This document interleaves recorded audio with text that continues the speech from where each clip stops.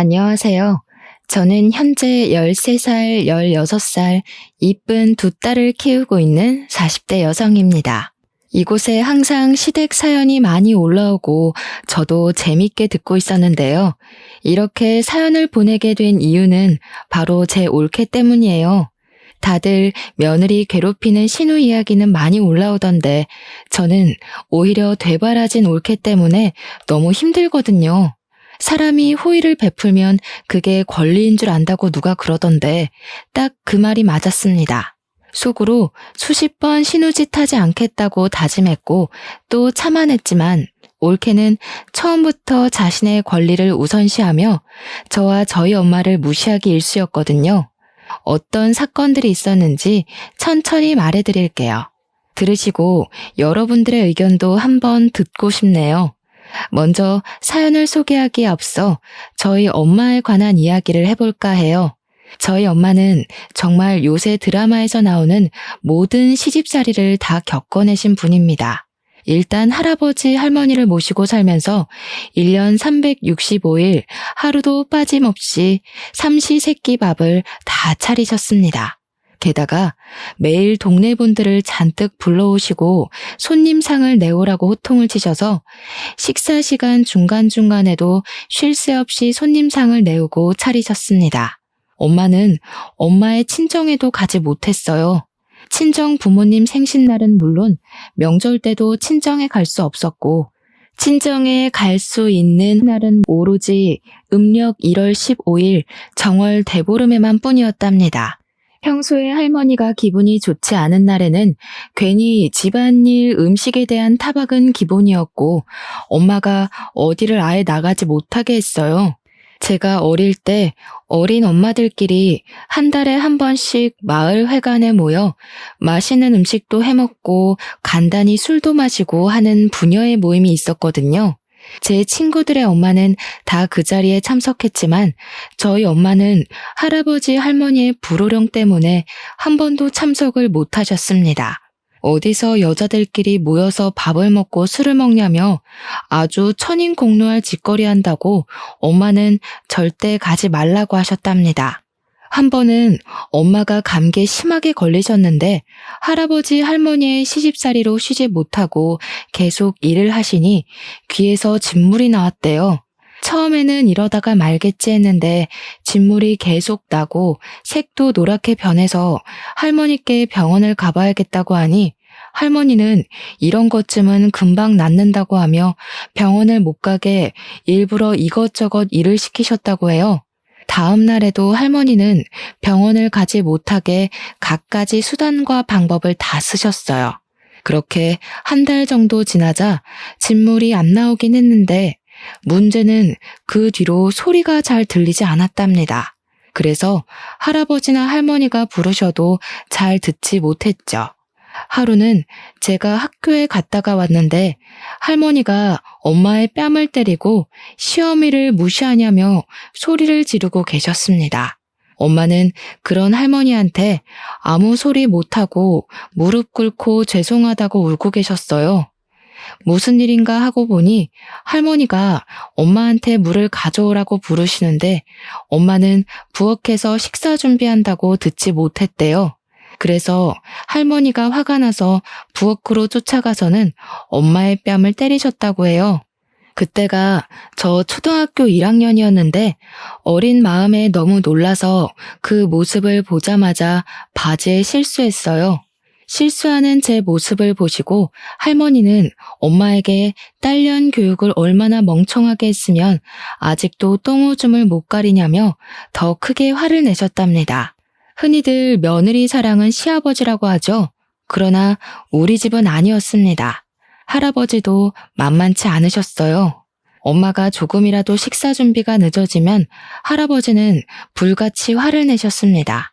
그리고 항상 뜨거운 국만 드시고 식으면 국을 드시지 않았어요. 그런데 식사를 하다 보면 당연히 국이 식게 마련이잖아요. 할아버지의 국이 식으면 엄마한테 국을 다시 뜨겁게 데워달라고 하셨습니다.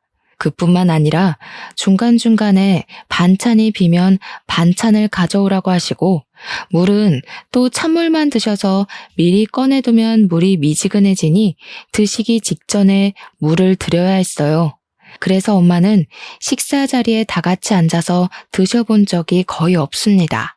다들 드시고 나서 이제 엄마가 밥을 제대로 한술 뜨시면 이번에는 과일을 내오라고 하시는 통에 엄마는 항상 3분이면 식사를 다 마치셨답니다. 또 제사를 목숨보다도 더 귀하게 여기셔서 무슨 일이 있어도 제사는 반드시 지내야 했죠.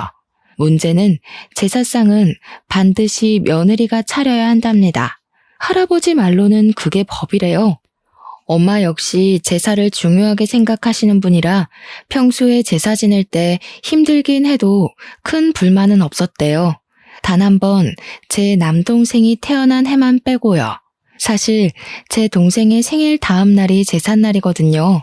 동생이 아직 엄마 뱃속에 있을 때 동생의 출산 예정일이 다 되어가기는 했지만 제삿날이 다음 날이다 보니 엄마는 부른 배를 붙잡고 제사 음식을 준비하고 계셨대요. 그런데 갑자기 산통이 오는 바람에 음식을 준비하다 말고 집에서 제 동생을 낳았다고 합니다. 지금은 병원 가고 조리원 가고 하지만 엄마의 젊은 시절 시골에서는 밭일하다가도 아기 낳는 사람들이 많이 있었다고 해요. 아무튼 그렇게 동생을 출산하고 너무 힘들어서 잠깐 누워있는데 할아버지는 엄마의 팅팅 부은 얼굴을 보고도 이제 애 낳았으니 마저 제사 음식을 준비하라고 하셨대요. 저희 엄마는 그날은 너무 서러워서 눈물을 흘리며 제사 음식을 하고 있으니 그 모습을 본 할아버지는 도와주지는 못할 망정 조상님들이 드실 음식인데 부정타게 어디서 눈물바람이냐며 호되게 혼을 내셨다고 합니다. 그런다고 저희 아버지가 엄마를 편하게 해주시는 것도 아니었어요. 아버지는 일하느라 바쁘셔서 해 뜰 때 집에서 나가셔서 해가 질 때 들어오셨습니다.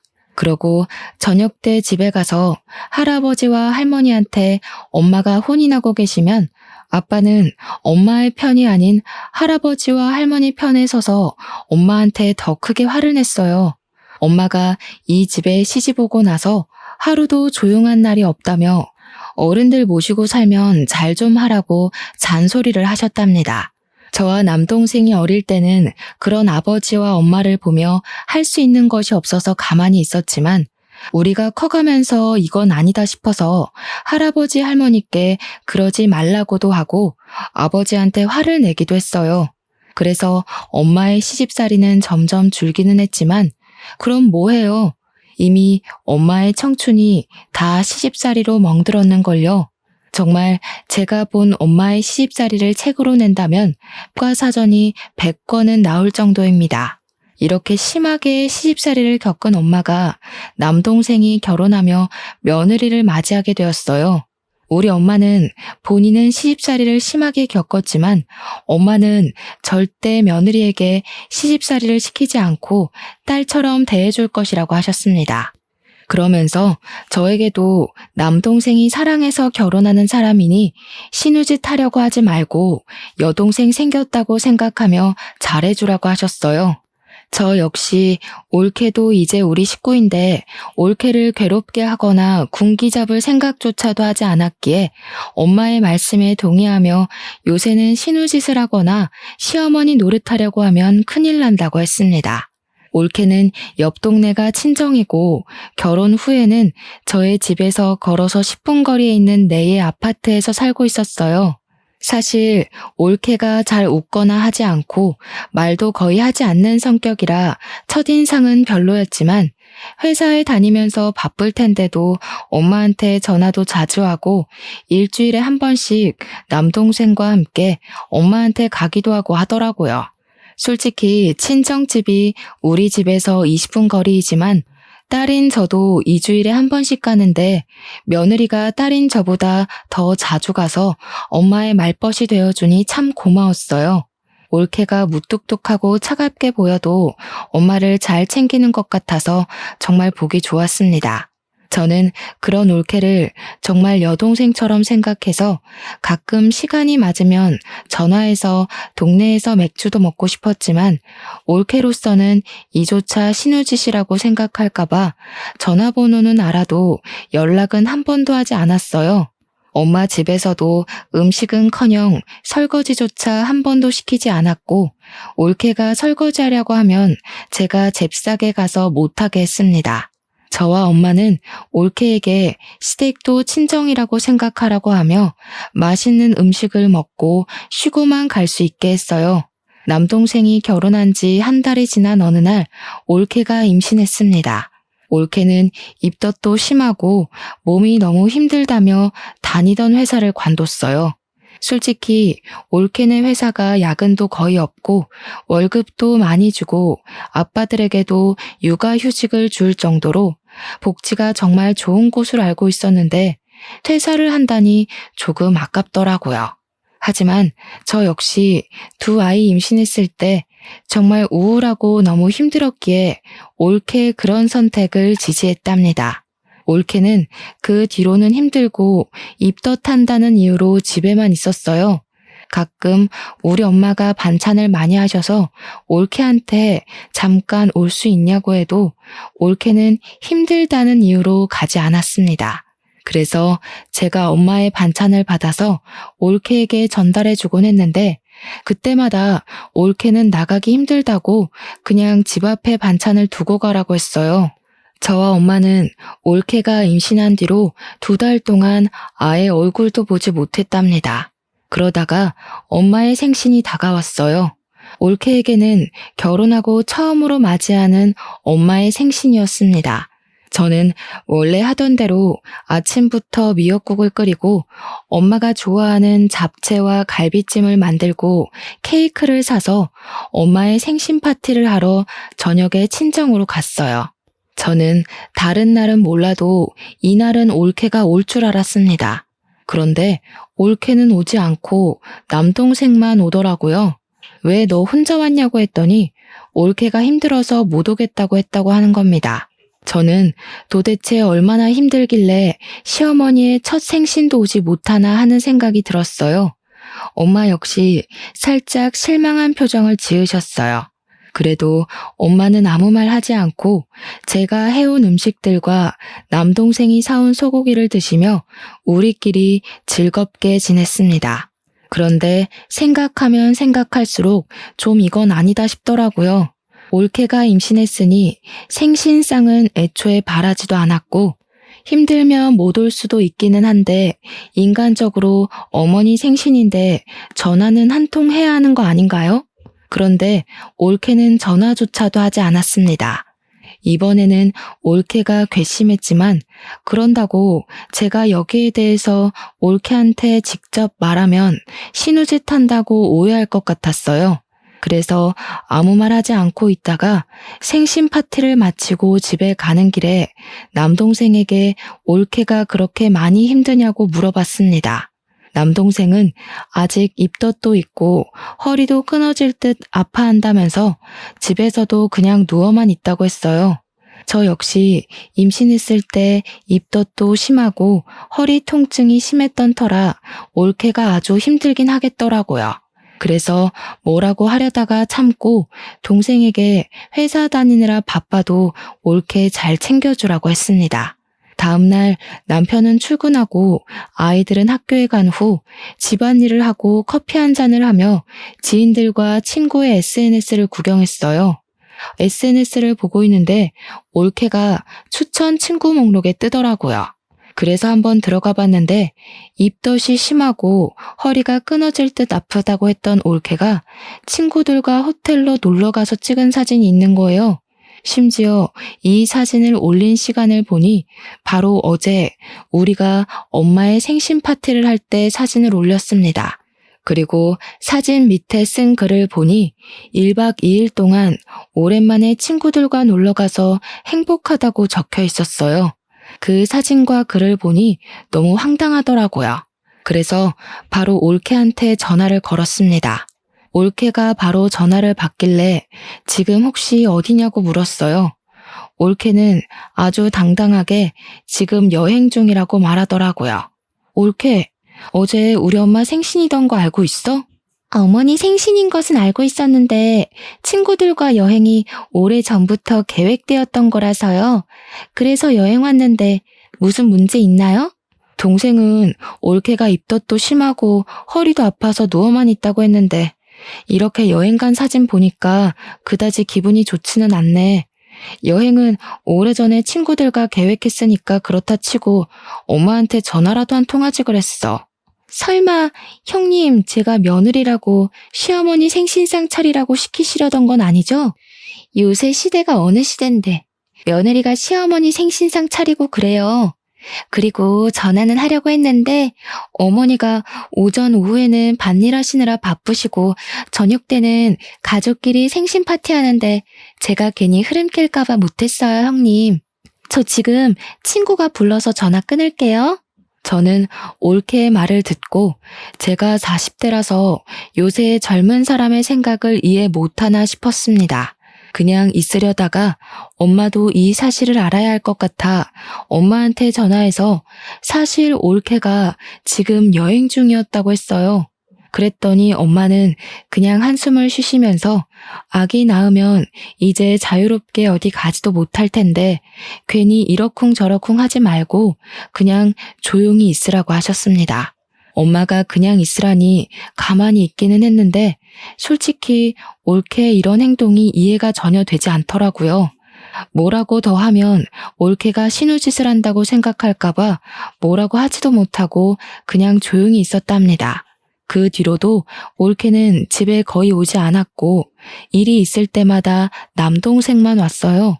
엄마는 임신한 올케가 불편할까봐 전화조차도 올케에게 하지 않았고 무슨 일이 있어도 항상 남동생에게만 전화했습니다. 시간이 흘러 올케가 결혼한 뒤 첫 명절이 다가왔어요. 저는 남편이 출장을 가서 시댁에는 전화만 드리고 가지 않았고 아침에 아이들을 데리고 친정으로 갔습니다. 친정으로 가서 엄마와 차례상을 올릴 음식 재료들을 손질하는데 올케와 남동생이 점심시간에 왔어요. 저는 임신하고 나서 처음 보는 올케가 반가워 이것저것 물어봤습니다. 올케는 아주 당황한 표정을 지으며 그냥 예전보다는 몸이 괜찮아졌다고 했어요. 남동생네 부부도 오고 식사 시간이 되어 밥을 차리는데 올케는 힘들다는 이유로 방에 들어가 있고 남동생만 나와서 저를 도왔습니다. 반찬과 수저는 다 놨고 밥과 국만 푸면 되는 상황에서 제가 올케에게 밥 먹으러 오라고 불렀어요.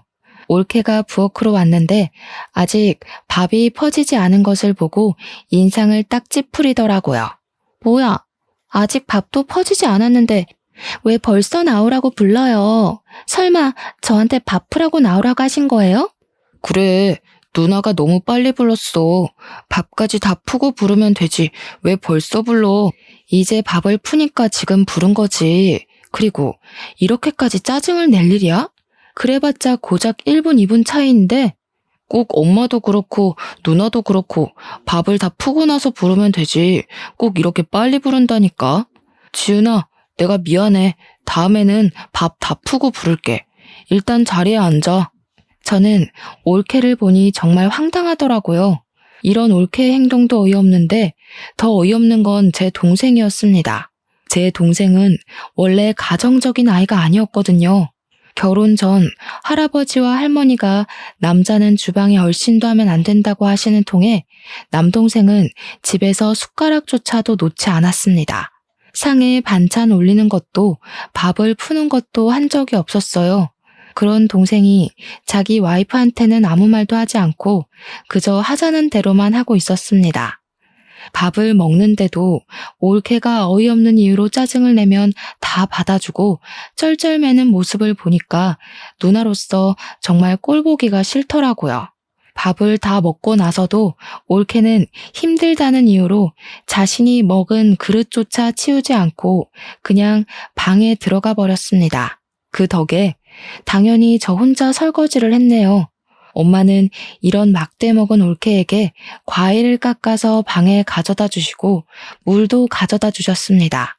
저는 그런 올케가 얄밉기도 하고 화가 나서 방에 들어가서 뭐라고 하려고 했지만 엄마는 임신 8개월이나 돼서 힘들 텐데 괜히 그러지 말라고 하시며 그냥 푹 쉬게 내버려 두라고 하셨어요. 시어머니인 엄마가 그러자는데 제가 뭐라고 할 수는 없어서 그냥 알겠다고는 했는데 올케는 그날 명절 모든 준비가 마쳐질 때까지 방에서 한 걸음도 나오지 않더라고요. 다음 날이 되었어요. 친척들이 우리 집에 아침 일찍 오시고 차례상을 차리는데 솔직히 설거지나 상 차리는 일은 하지 않더라도 결혼 후 첫 명절인데 친척들한테 인사는 해야 하지 않나요? 친척들이 오셨는데도 올케는 방에서 나오지 않았습니다. 일부러 제가 올케를 크게 불렀는데 남동생은 잠자리가 바뀌어서 어제 잠을 한숨도 자지 못했다며 그냥 쉬게 두라고 하는 거 있죠. 전 그래도 동생의 말을 무시하고 계속 친척들 왔다고 하며 올케를 불렀습니다. 올케는 잠옷을 입고 머리는 부스스해서 나오더라고요. 저는 올케에게 아무리 힘들어도 친척 어른들 오셨으니 인사는 하라고 했더니 마지못해 고개만 까딱하고 다시 들어가려는 겁니다.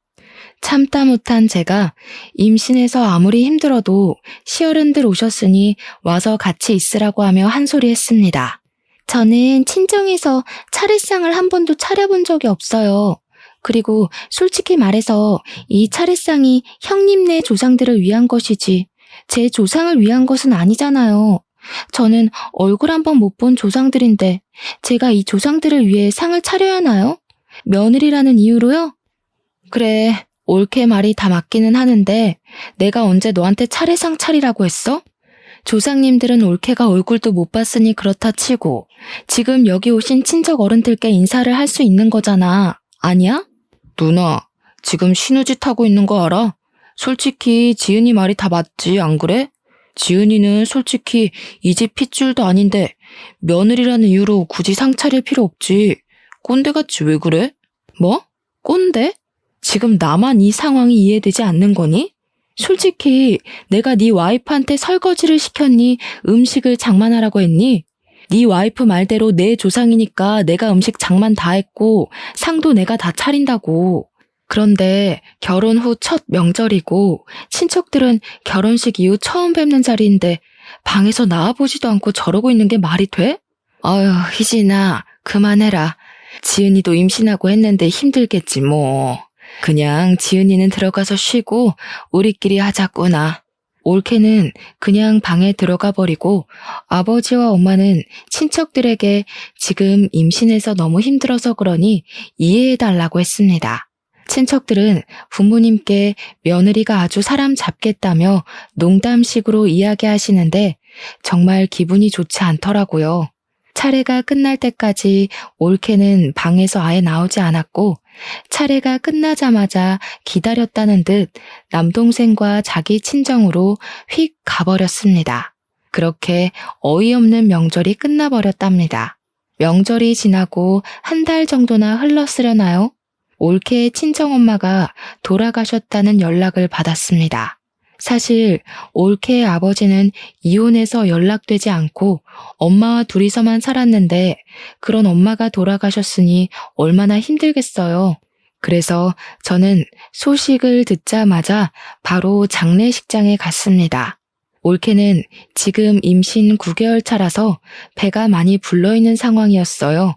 걷기도 힘든지 걸을 때마다 뒤뚱거리며 통곡을 하는데 정말 너무 안타깝더라고요. 그런 올케를 보면 눈물이 자꾸 나서 장례식장에서 친언니처럼 하나하나 챙겨주고 도와주었습니다. 우리 엄마도 엄마와 둘이서만 살아서 각별할 텐데 돌아가셨으니 얼마나 힘들겠냐고 하시며 장례식장에서 손님 맞이도 직접 하시고 올케와 같이 3일 밤을 지새웠어요. 그렇게 무사히 사돈 어르신의 장례식을 마쳤습니다. 장례식을 마치고 일주일 정도가 지났어요. 저는 장례식 후에 올케한테 고맙다는 전화가 올 줄 알았습니다. 그런데 전화가 한 통도 없더라고요.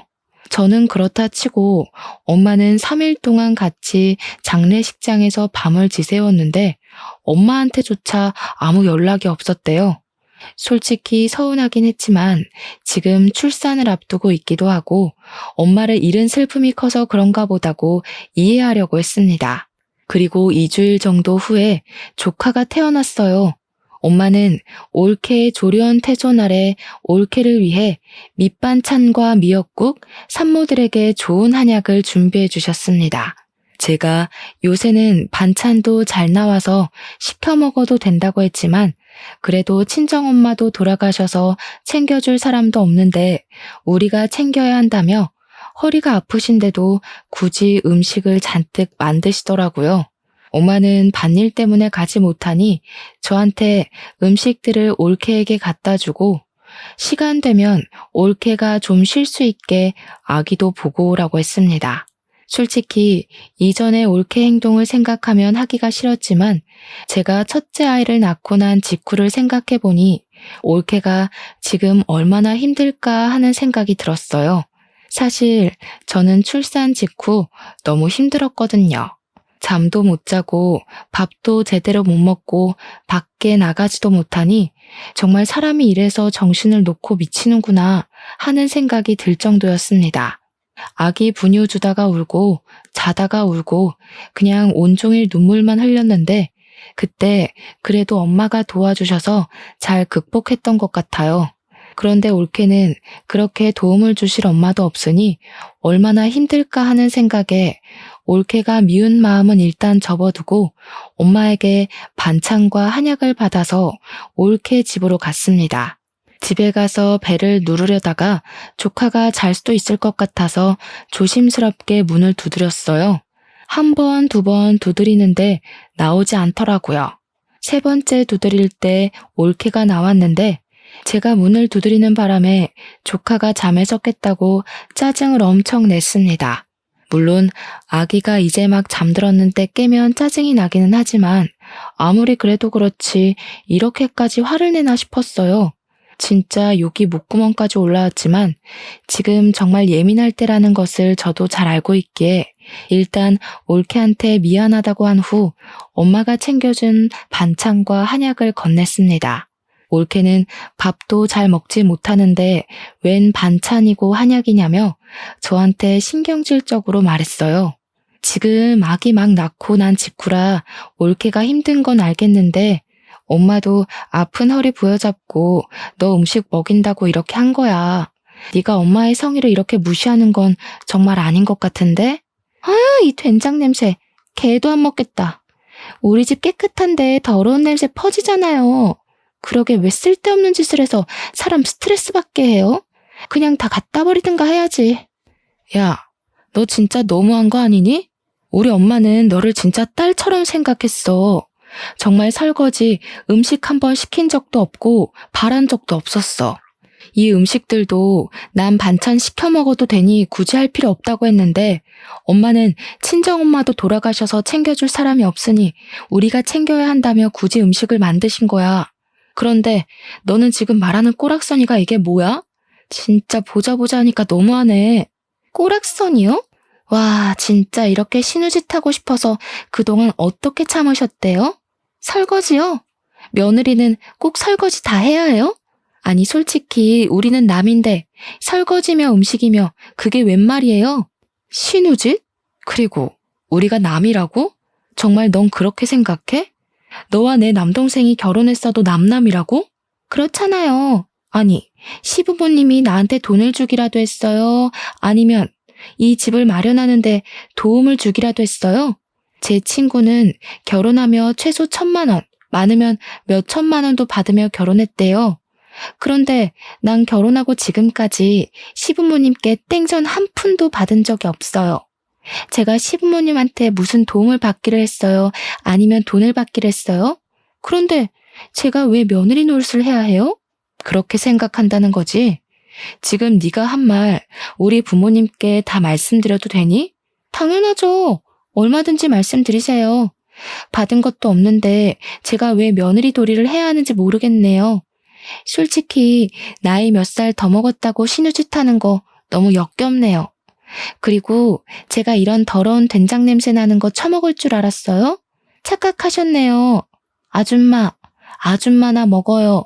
난 이딴 더러운 음식 안 먹으니까. 올케가 저한테 아줌마라고 말하는데 순간 혈압 올라서 올케 뺨을 때려버렸습니다. 우리 엄마가 허리 아프신데도 불구하고 올케 먹여야 한다고 새벽부터 이 음식들을 만드셨거든요. 올케는 엄마의 그런 고생을 생각하기는커녕 더럽다고 갖다 버린다는데 정말 그야말로 하나더라고요. 제가 뺨을 때리니 눈을 흘기며 제게 막말하던 올케 눈에 눈물이 송골송골 맺혔어요. 저는 울든 말든 올케는 쳐다보지도 않고 그토록 깔끔한 채 하던 올케 집 거실 한가운데에 침을 쫙 뱉었습니다. 그리고 음식과 한약들을 다시 다 챙겨서 친정에 갔어요. 집에는 아버지도 계셨는데 아버지는 반찬과 한약을 왜 도로 가져왔냐고 하셨습니다. 그래서 조금 전에 올케와 나눴던 대화를 하나도 빼먹지 않고 다 말씀드렸어요. 아버지한테 다 이야기를 하니 남동생에게 전화가 오더라고요. 누나, 진짜 너무한 거 아니야? 지은이 지금 누나가 신우짓해서 스트레스 받아가지고 못 살겠다고 울고불고 난리 났어. 네 마누라야말로 너무한 거 아니냐? 솔직히 우리 엄마가 네 마누라한테 며느리라고 뭐 하라고 한 적 있었어?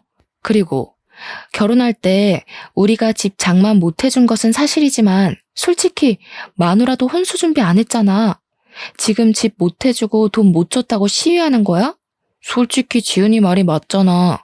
우리 힘으로 집 장만하고 돈을 받은 것도 없는데 지은이가 왜 아무것도 받지 않은 부모님과 누나의 눈치를 봐야 하는 건데? 저는 남동생에게 더 뭐라고 하려고 했는데 아버지가 남매끼리 이게 지금 뭐 하는 짓이냐며 화를 내셔서 일단 전화를 끊었습니다. 아버지는 집안 꼴 잘 돌아간다며 화를 내며 방에 들어가시고 엄마는 반찬과 미역국, 한약을 다 버리셨어요. 원래 우리 엄마는 음식을 버리는 것은 죄라고 생각하시며 상한 음식이 아니면 절대 음식을 버리지 않으시는 분이세요. 그런 엄마가 얼마나 화가 나셨으면 자신이 직접 만든 멀쩡한 음식을 다 버리셨을까요? 생각하면 할수록 올케의 행동이 너무 괘씸하고 용서가 되지 않았습니다. 이런 일이 있고 나서 남동생과 올케는 나는 물론 부모님께도 연락 한 통도 없었어요. 솔직히 이 상황이 이해가 가지 않지만 100번을 양보해서 올케의 말이 다 바르다고 해도 남동생은 부모님이 그동안 키워주고 이만큼 길러주셨는데 이딴 식으로 행동하는 것이 정말 용납이 안 되고 화가 났습니다. 하지만 부모님은 남동생과 올케의 막대먹은 행동에도 아무 말씀도 하지 않으시고 여전히 가만히 계셨어요. 그러다가 아버지의 칠순이 다가왔습니다. 아버지는 잔치는 원하지 않으셨고 그냥 가족끼리 좋은 펜션이나 호텔 잡아서 여행이나 가서 재밌게 놀고 오자고 하셨어요. 저는 남동생에게 이런 상황을 이야기하려고 했는데 전화를 받지 않아 카톡을 남겼습니다. 남동생이 다음날 전화를 했는데 자기들은 아이가 어려서 못 가겠다고 하더라고요. 그럼 아버지의 칠수는 어떻게 할 거냐고 했더니 자기들은 그냥 있을 테니 우리 가족끼리 부모님을 모시고 가라는 거예요. 남동생에게 어떻게 아들이 돼서 그럴 수 있냐고 하며 뭐라고 했습니다. 누나, 솔직히 우리 결혼하면서 내가 부모님께 돈을 받았던 것도 아닌데 이렇게 강제로 여행 가는 건 아니잖아. 그리고 요새 지은이도 아기 보느라 너무 힘들어. 잠도 못 자고 밥도 못 먹고 정말 눈만 뜬 시체같이 살고 있다고. 그니까 우리한테 여행 가라고 강요하지 마. 야, 네 마누라만 아기 낳았냐?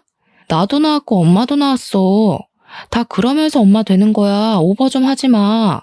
그리고 결혼할 때 우리 집에서 돈도 못 주고 집도 못 마련해줬다는 이유로 부모님이 며느리한테 무시당하면서 살아야 하니? 솔직히 부모님이 네 마누라한테 집안일을 시켰니? 막말을 했니? 그리고 피가 안 섞인 남남이라고 해도 지인이고 친구면 생일 축하해주는 건 당연한 거야. 알겠어? 그니까 너도 이번엔 헛소리 하지 말고 꼭 와라. 알겠냐? 저는 남동생에게 협박하듯이 반드시 이번엔 오라고 하고 끊어버렸습니다. 그래도 남동생은 자기는 못 가겠다고 하며 부모님께 잘 말해달라고 문자가 왔어요. 저는 너무 열이 받아서 엄마한테 전화로 다 이야기했습니다. 엄마는 아버지가 이번 여행 때 중요한 이야기를 할 것이라며 반드시 전원 다 참석하라고 하셨다고 했어요. 무슨 중요한 말씀이냐고 했더니 이번에 아버지가 할아버지께 물려받은 땅을 팔고 2억을 받았다고 하더라고요. 아마 그 2억을 나누고 아버지 유산에 대해서 말씀을 하실 것 같다며 반드시 다 참석하라고 하시는 거예요. 그러면서 제가 또 이야기하면 신우지신에 뭐네 할 수도 있으니 엄마가 직접 이야기를 하겠다고 하시며 저한테는 남동생에게 연락은 따로 하지 말라고 하셨습니다. 잠시 뒤 엄마한테 다시 전화가 왔는데 남동생 가족도 오기로 했답니다. 여행 장소는 조카가 아직 너무 어려서 멀리는 못 가고 여기서 1시간 거리의 바닷가로 정했고 날짜는 남동생의 일정에 맞춰서 아버지의 생신이 지나고 가기로 했어요. 아버지는 생신 때 제주도로 가고 싶으신 것 같았는데 아버지 뜻대로 하지 못하고 남동생네 눈치를 봐야 하는 이 상황이 짜증이 나더라고요. 일주일 정도가 지나 아버지의 생신날이 되었습니다. 사실 전날에 남동생과 올케에게 내일 아버지의 생신이니 저녁 때 부모님 집으로 오라고 했어요. 저는 아침 일찍부터 가서 엄마와 아버지의 생신상을 준비했습니다. 아버지가 좋아하시는 회를 떠오고 매운탕도 끓이고 미역국도 끓였어요. 저녁 시간이 되어 남편도 퇴근하고 친정으로 오고 아이들도 학교 다녀와서 다 같이 저녁 식사를 하려는데 남동생과 올케는 연락도 없고 오지도 않았습니다. 아버지는 그냥 내버려두라며 우리끼리 맛있게 먹자고 해서 우리 가족끼리 아버지의 생신을 축하하며 먹고 끝났어요. 그리고 칠순 여행을 하는 날이 되었습니다. 원래는 11시까지 식당 앞에 모여서 다 같이 점심을 먹은 후 바닷가를 구경하고 펜션으로 들어가기로 했는데 남동생과 올케네가 11시가 되어도 식당 앞에 나타나지 않고 전화도 받지 않았습니다. 12시가 되자 그제야 나타났어요. 왜 이렇게 늦었냐고 물어보니 늦잠을 잤다고 하더라고요. 그런 남동생 부부를 보니 짜증이 났지만 어린 아기와 이동하려면 준비할 것이 정말 많다는 것을 잘 알기에 그냥 조용히 있었습니다. 밥을 먹고 바닷가를 구경하는데 정말 올케는 인상을 팍 쓰며 구시렁거리기만 했어요. 정말 중3인 우리 큰딸보다 더 많이 불평불만을 하더라고요.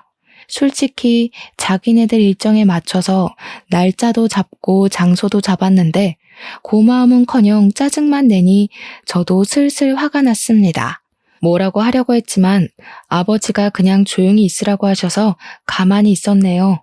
장을 보고 펜션에 들어가 고기를 구워 먹는데 남동생네 부부는 아무것도 하지 않고 방에 들어가서 쉬고 있었습니다. 솔직히 올케는 어린 아기를 봐야 하니 어쩔 수 없다 치지만 남동생은 나와서 같이 준비를 할 수도 있는 거잖아요. 그리고 올케도 부모님이 오랜만에 손주 보는데 부모님 옆에서 아기 얼굴도 보여드릴 수 있는 거 아닌가요? 부모님은 손주 얼굴 보고 싶으신데 올케가 방문을 닫고 들어가 버리니 보지도 못하고 그냥 거실에 앉아 계시는데 참 할 말은 많았지만 꾹 참고 가만히 있었습니다. 어쨌든 우리 부부는 고기를 열심히 구웠고 고기가 다 구워지니 그제야 남동생네 부부가 나와서 먹기만 하고 다시 들어갔어요. 원래는 다 같이 고기를 먹으며 술도 한잔하려고 했지만 남동생네 부부가 저런 식으로 나오니 술맛도 나지 않더라고요. 그래서 술은 먹지 않고 고기만 먹고 저와 남편 둘이서 먹은 것을 다 치웠습니다. 정리하고 쉬고 있는데 아버지가 할 말이 있다고 하며 남동생네 부부더러 나오라고 하셨어요. 이번에 내 앞으로 있던 땅을 처분해서 2억의 현금이 생겼다. 솔직히 이제 나는 앞으로 살 날이 얼마 남지 않았으니 이 돈을 너희에게 나눠주려고 한다. 일단 내 옆에서 평생을 고생했던 너희 엄마에게 1억을 주고 회사 일로 바쁜 와중에도 우리를 잘 챙겨준 우리 사위한테 5천만 원, 그리고 큰딸에게 5천만 원을 주려고 한다. 그럼 우리 부부는요? 우리 부부는 그 돈 안 줘요?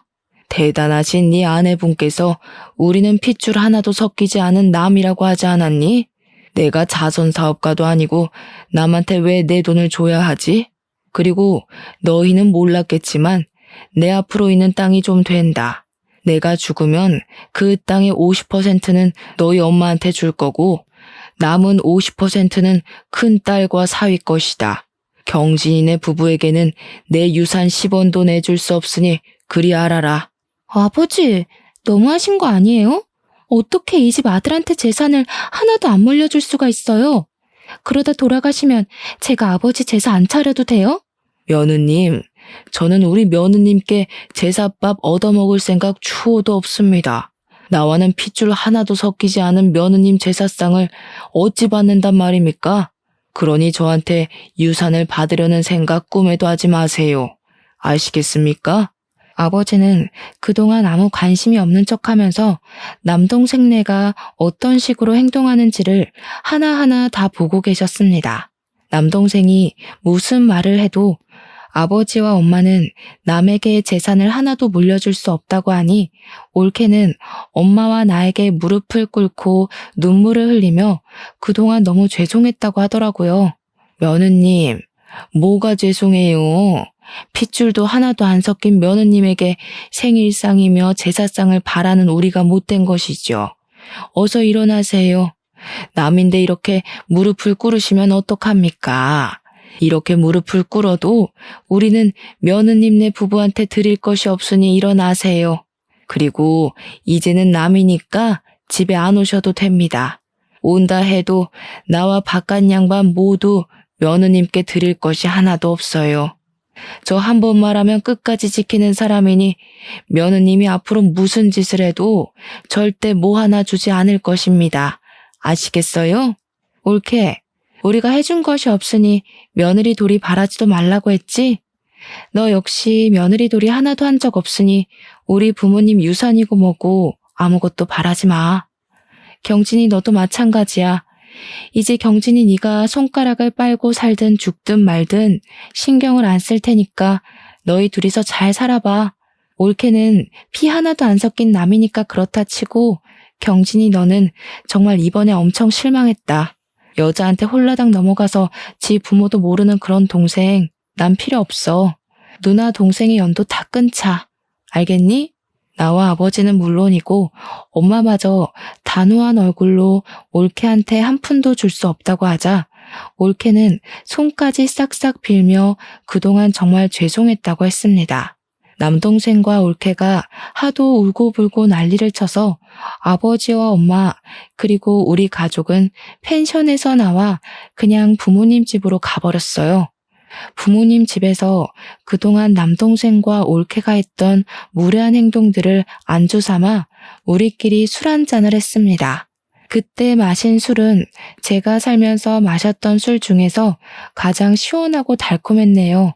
그 뒤로 남동생 부부가 한 번 왔는데 우리 부모님이 극진히 존댓말을 쓰며 남 취급을 했습니다. 올케가 설거지라도 하려고 하면 절대로 하지 못하게 저와 엄마가 막아섰어요. 너무 불편했는지 그 뒤로는 오지도 않길래 남동생이 알아서 잘 살겠거니 했습니다. 하루는 큰딸이 학교 마치고 집에 오다가 우연히 삼촌이 공사판에서 일하는 것을 봤다고 했어요. 여기저기 알아보니 남동생이 다니던 회사가 부도나서 월급을 못 받고 있다고 하더라고요. 그리고 며칠 뒤 남동생과 올케가 싸구려 과일 세트를 들고 우리 집에 와서는 다짜고짜 무릎 꿇고 죄송하다고 하면서 아버지한테 받은 돈 5천만 원을 좀 빌려달라고 했습니다. 순간 예전에 올케 집에 반찬을 들고 갔을 때 올케가 제게 했던 행동이 떠오르더라고요. 아줌마, 무릎 꿇고 이러면 저희가 돈을 줄 거라고 생각해요? 저희 어차피 남이잖아요. 저는 자선사업가가 아니라서 빌려줄 돈도 없는데. 아, 그리고 그때 저한테 뭐라고 하셨어요? 개도 안 먹을 음식 가져와서 스트레스 주냐고 말했었죠?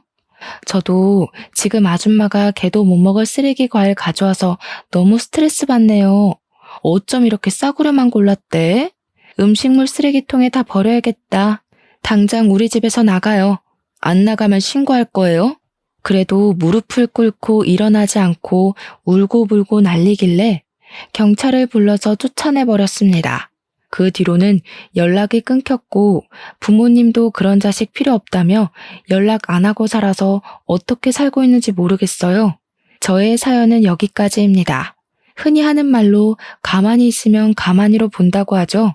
저와 엄마는 올케를 여동생, 친딸로 생각하고 제 상식으로는 이해하기 어려운 행동을 해도 그냥 가만히 있었는데 그 결과 올케는 지나치게 선을 넘었고 지금은 가족의 영까지 끊어져 버렸네요.